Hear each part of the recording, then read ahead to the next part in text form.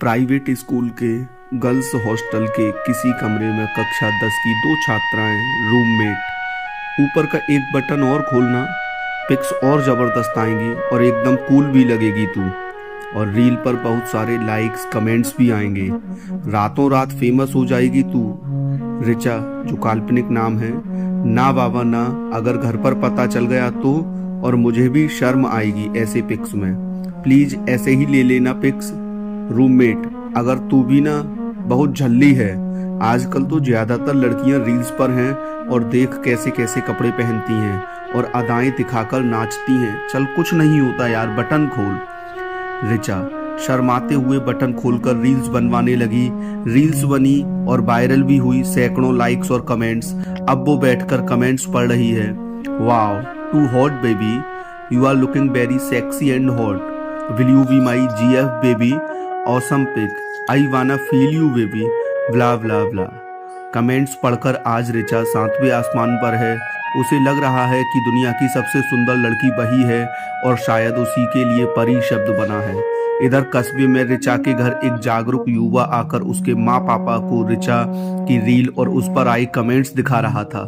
तीनों में कुछ बातें हुई और अगली सुबह तीनों रिचा के हॉस्टल में उसके साथ बैठे थे। युवा का परिचय किसी दूर के रिश्तेदार के भतीजे के रूप में करवाया गया, जो आज शहर आ रहा था, जिसके साथ माँ पापा भी आ गए। कुछ बातें हुई और साथ में लंच किया गया।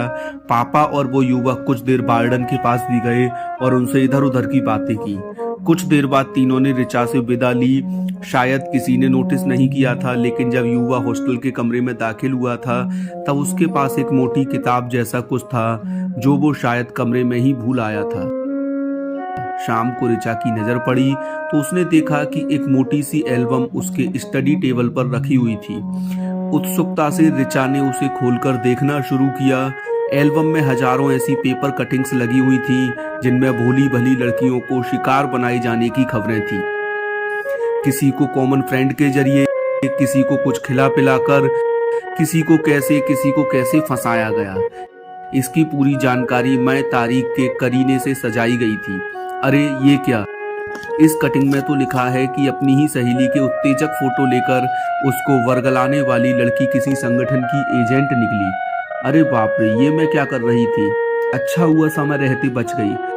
अगली सुबह पापा के पास वार्डन का कॉल आया, जिसमें रिचा ने रूम बदलने और रूममेट की पूरी जानकारी चाहने की एप्लीकेशन दी जाने की बात कही। पापा ने तुरंत ही उस युवा को कॉल लगाया और अपने समूह के साथ शाम को खाने पर आने का निमंत्रण दिया।